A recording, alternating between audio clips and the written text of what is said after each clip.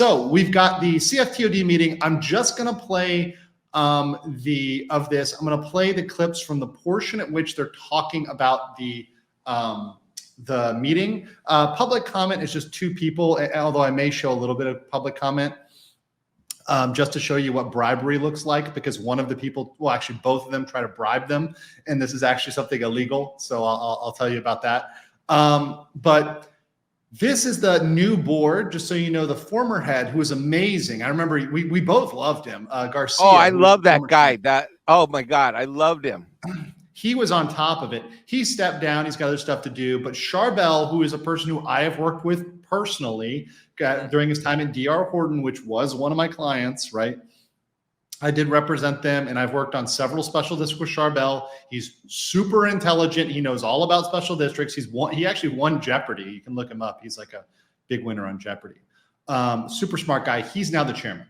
So, and by the way, he did a moment of silence for both D-Day and Tiananmen Square, which is absolutely based. And, you know, people often forget that both of those events happened in this month because they're so focused on, you know, what other things, you know, the flags of this month, and they forget D-Day and Tiananmen Square, which are 2 huge events which should always be remembered. But let's get into here. This is the public hearing on the developer agreement. Now, just so you guys know, Disney did not appropriately advertise these developer agreements when they try to do it themselves when they control the district. So these guys are doing it right. You have to have 2 meetings. They have to be public hearings, meaning people of the public get to comment. And they actually went out of their way to change the public comment period to give people more comments on this topic. So all you need to do for public comment in a government meeting is let people speak at the beginning of the meeting. But they actually allowed public comment after this is presented to let people absorb the information, have a time to comment on it or think about the details and comment on it. So they went above and beyond what they had to do legally to give more transparency, which is light years ahead of Disney that would not advertise these meetings properly, would hide in a closet, would make it inaccessible to the public, you know, and unfriendly to the public, et cetera, et cetera. This is just like a world away from what used to happen at Disney. So let's continue here with the meeting of the Central Florida Tourism Oversight District. This was June 5th Eastern time. And this is the successor, of course, to RCID, which is not going anywhere. Agenda, consideration of the Chapter 163 Development Agreement, first reading. This is a consideration, the first of 2 public hearings to consider a request for board approval of a Chapter 163 Development Agreement between the Central Florida Tourism Oversight District and Walt Disney Parks and Resorts U.S. Incorporated. Ladies and gentlemen of the board, the development agreement for your consideration was negotiated in good faith and pursuant to our settlement agreement with Disney. The 15-year agreement is intended to make significant capital improvements within the district. The district agrees to update our comprehensive plan and land development regulations and provide infrastructure consistent with those plans. And they have to have a second meeting, which they will have next week on this. So you have to have 2 meetings. They're going to have 2 separate meetings on this. So just so you guys know, there probably will be more comment next week or more questions next week. Going forward. If it is acceptable to the board, Catherine Lutzow, Manager of Planning and Engineering, will present the details. Catherine, the floor is yours. By the way, if you're in Florida and you want to go to this meeting, a great question for the next public comment period, if someone wanted to ask, is, hey, you know, can any of you explain, you know, the potential for a 5th theme park and what that, you know, and how this would affect that? That would be an awesome question to hear them respond to it and their kind of comments on it, especially since Disney is attending this meeting. You're going to see that. So if anybody happens to be in Florida and attend, good question. And remember, anybody can attend these meetings. You do not have to live in Disney. You don't have to live nearby. Anybody can come. It's a public meeting for everybody to come to. Good morning. Morning. As mentioned, I'll provide a brief overview of the request for a development agreement that was received by Walt Disney Parks and Resorts, Inc. This is a staff member for the district, so she does not work for Disney. Should note that this public meeting was advertised in our local Orlando Sentinel paper, and we did mail out notices to all applicable landowners. And just to be clear, this is how where Disney fucked up. Disney didn't notify everybody. This is where they fucked up big time. Which you were the When first to Disney- catch. You were the first to catch instantly way back when. And you know what they ended up doing? Charbel's going to say it a little bit later, but they actually ended up this time going above and beyond, and they sent notice to not only all the landowners, but also people that leased property, which is super cool of them to do because they did not have to do that. So sending out money to everybody that not just owned property, but leased property, rented property, that is great. That is amazing. So a big points for them on that. So this proposed development agreement covers 17,000 acres approximately of land within the district that is currently owned by Walt Disney Parks and Resorts and their subsidiaries. I will note that there is no district property covered under this currently. So this is a difference from, real quick, from the original agreement. In the original agreement that Disney tried to pass, the illegal agreement, they tried to pass in February of last year. That one did cover district property and it tried to restrict district property. That is illegal. So that those illegal provisions have been removed from this. So that's completely stripped out. Once again, Disney conceding that as a L because they've taken out district property from being bound by this agreement, which is huge. The agreement, as mentioned, is for a 15-year duration, and the overall intent is to ensure that the district's capital facilities planning and comprehensive planning coincides with the development planning. In terms of agreement highlights, Disney is currently planning up to $17 billion of capital investments within the district in the next 10 to 20 years, with a commitment of $8 billion in the next 10 years. Okay, so let me stop right there. We're going to see the terms, but this is very important. So this is not an Amber Heard promise. You know, for those that watch Johnny Depp versus Amber Heard, you know, you remember the I pledge. I pledge.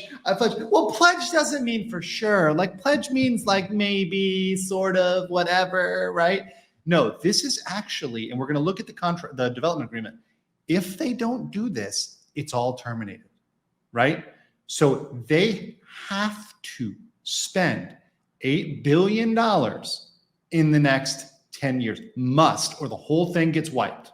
This is massive, right? This is the biggest get ever. And of that 8 billion, which they must do, or the whole thing goes, 4 billion of that, half of that, at least at a minimum, needs to go to Florida, right?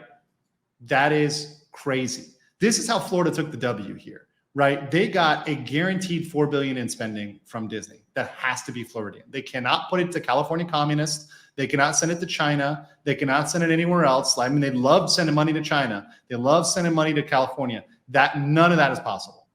There are provisions for buy local initiatives, including a minimum of 50% of goods and services related to the design, development, and construction to be retained with Florida businesses. There is $10 million going to attainable housing projects. Okay, real quick. Mike, did you hear the special word there? What did you say? What type of housing projects? Attainable. What does that even mean? I think she meant Thank you. sustainable. It doesn't mean sustainable, and it doesn't mean affordable. No, it doesn't. It just means attainable, meaning that they are going to build $10 million worth of housing that they can attain. Attain means like get the permits, find a contractor, and get the shit built and sold or rented out. There's some terms in there. We'll see the terms. There is like an either or. One of the options is to donate towards affordable housing, but the other option, use the word attainable. Attainable is not a legal term. And there are provisions for land as well as wetland and threatened and endangered species mitigation credits being donated to the district for our public infrastructure facilities and projects in support of this development. In return, the district is planning to provide those public services and facilities necessary to support Disney's investment. In addition, we are committing to updating our land development regulations by September of this year and to finish our comprehensive plan update by the third quarter of next year. And finally, we are ensuring that we will continue the coordination and making sure we have the landowner support regarding these capital improvement projects. Overall, this proposed development agreement promotes growth and development not only throughout the district, but the surrounding areas. It will be a benefit to all of the Central Florida economy, creating jobs as well as additional state and local revenue. It reestablishes and reaffirms that public-private partnership between the district and Disney, and as mentioned, has been negotiated in good faith, meeting our commitment within our settlement agreement. So this is actually really important. So we said there's a settlement agreement is between DeSantis, between the state and Disney. If they didn't negotiate this, if they just said fuck off, the district or Disney, either one would have been breaching their settlement agreement. It would have been on like Donkey Kong for them to get trounced in court, as well as I said before, I think if they went down that road, Disney would eventually catch some criminal charges, right? I think there definitely would have been that coming down the road if it had gone gloves off, mask off down the road. That said, they said, okay, we're going to play nice. So if they were not to negotiate this, that would be a problem. Now, both parties have now negotiated this in good faith. So they've satisfied their requirement. At this point, if either party balks on it or cancels it, there's no requirement going forward. So if Disney does not invest here, they have no right to have any further approvals. They're going to have to negotiate. And by the way, in 15 years, when this is up, they're going to have to negotiate again. So they're going to have to play nice. Disney will have to continue to play nice. This is not something where they can just tell Florida to fuck off, which is very important because you understand, especially as we're going into election season, we're going to continue to have, elections in Florida and politics in Florida, things passing in Florida. These things are going to be contentious. And if Disney wants to keep taking political positions and attack the state of Florida in the future, that may not work out well for them. Right, going into the future. In fact, I would suggest that they basically said that Bob is basically saying that for the next 15 years, we are not going to fuck with Florida. Yes, they cannot. Would you agree with that? That's how I read into this when I read all this crap. They cannot fuck with Florida for the next 15 years. It's just not possible. Finally, it provides that critical planning aspect so that the district can make sure our public infrastructure and facilities are provided ahead of the development demand, ensuring that we have efficient use of our resources. This benefits not only both parties of the agreement, but all of the district's guests, visitors, employees, and residents, as well as our surrounding neighbors and communities. As such, staff has reviewed this agreement, and at the end of our public hearing process is recommending that the board review and approve this development agreement. Thank you. Very good. Thank you, Catherine. Thank you to you and your entire team for I know there was a lot of hard work that went into this in a short period of time, so I can't thank you all enough. Does anyone have any questions for Catherine before we move on? Thank you. Thank you. Thank you. All right. Does a representative from the applicant, Walt Disney? So Disney's going to come up. Make any comments? Good morning, Mr. Chair, Vice Chair, and members of the board. Woody Rodriguez, Director of External Affairs for the applicant. Just want to thank the board for bringing this matter, your consideration of this agreement this morning, and especially thank your district administrator who's definitely hit the ground running. So we're appreciative. The development agreement will enable us to continue to invest significantly in the district to benefit all parties. And we hope that the board votes to approve it at your next public hearing. Thank you. Thank you, Mr. Rodriguez, and thank you for your efforts. I appreciate you being here today and the effort to get it before the board as well. Stephanie, before we get further into it, I believe you might have some additional changes to the development agreement between SIF Todd and Disney that I would appreciate it if you could present these. So these are minor changes. They'll be reflected in the next version, but these are largely like scrivener's errors or clarifications, and you'll see her explain them. Because when we go through the agreement, it's going to be without these changes. They passed out a version with the changes at the meeting. They'll have that updated for the next version. This is normal. You are allowed to do it. It's not illegal. And when you get the final approval, the second hearing, you'll have to have the full complete version, which they will have in the record. We go to public comment. Sure, and I'll put a copy by each of yours with a tab. Also, if anyone from the public would like a copy, I've highlighted those changes in this. I'll put it at the end of the table. We can provide that to you. If you'll look at page 4, that's the first change that we've included.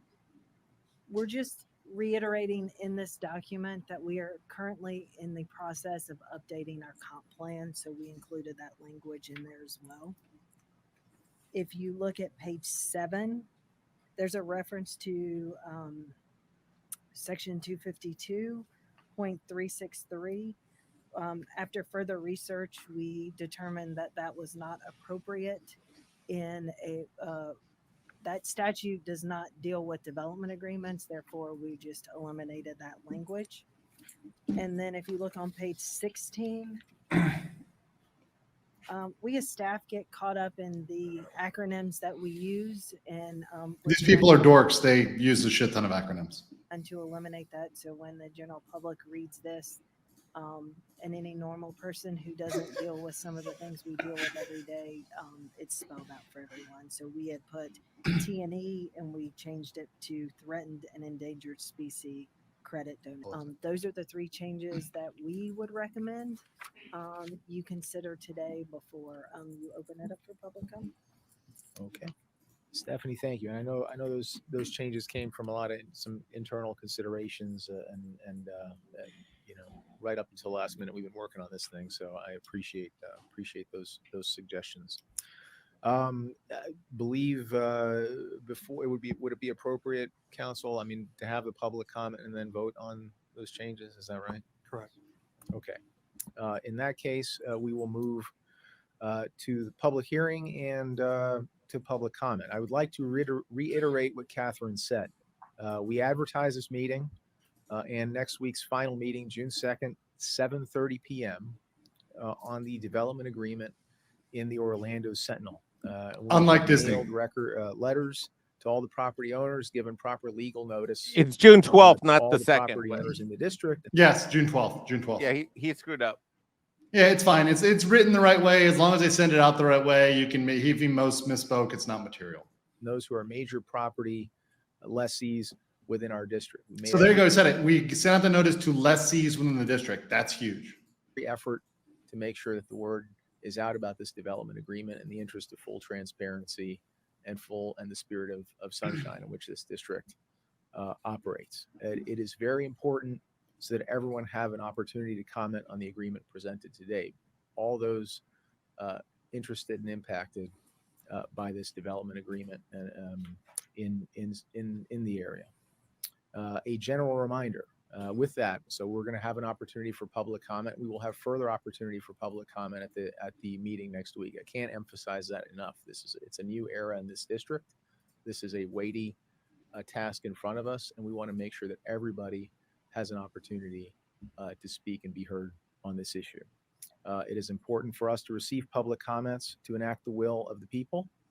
And a general reminder, this is a time for public comment, not a question and answer period for the board. With that, are there any members of the public who would like to speak concerning the development agreement? I have two names in front of me. We'll start with Sherry, is it Chiaffi of the Millennium Restaurant Group? Why don't you step forward, Ms. Chiaffi, introduce yourself. I'm not Sherry. Sherry and I are trading spots, if that's okay. Are you George? Okay. All right. Well, we'll go ahead and start with George. Is it Sherry? Okay. We'll just do this one public comment. We don't need to do the other one because it's just kind of the same thing. Is it Miliotis? Miliotis, you get a gold star for first time saying it right. I appreciate that. Thank you, sir. And I appreciate the time and being able to speak. My name is George Miliotis. I'm the owner and operator with my wife of Wine Bar George at Disney Springs. By the way, this is a very, if you've ever been there, it's a very high-end restaurant. They have a good brunch. I've been there a couple times.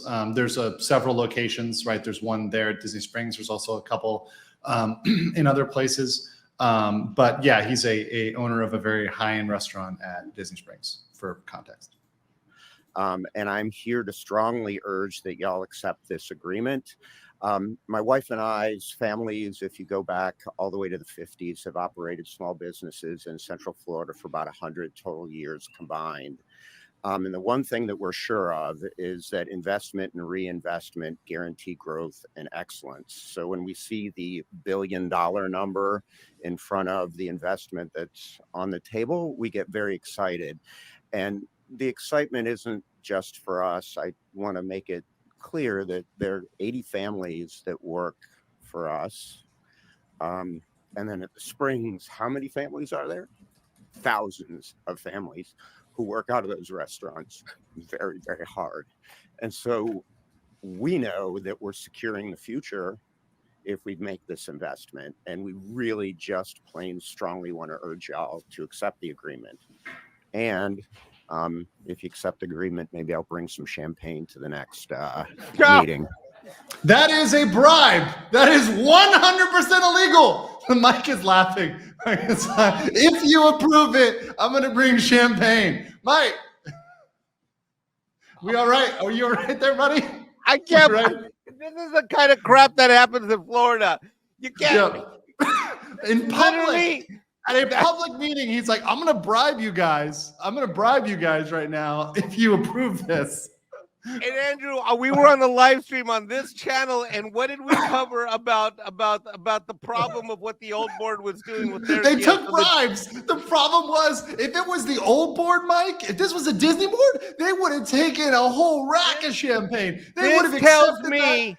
This tells me right here that there are guys like this all over Orlando, Disney Springs, that were regularly giving crap, giving gifts to everybody on that old Disney Reedy Creek thing that would never. This guy's so comfortable and used to it, he didn't even think that. These are his new friends. Hey, new people on the board. Yeah, I'll bring you some champagne if you vote for them. So, anyways, this is kind of, he supported it. There's another woman who, she owns a donut shop. She goes up there for like 10 minutes and she fluffs them up and says, thank you for approving this. And then she offers them donuts, which is once again another bribe. Literally 2 bribes in the exact same meeting. Now they all laugh about it. Clearly they're not accepting it, right? But this indicates that if they're offering donuts and champagne at a public forum to approve something that's on their consent calendar, I assure you there's big money that's also moving here, there, and everywhere in the old Reedy Creek. Yeah. No, I definitely agree.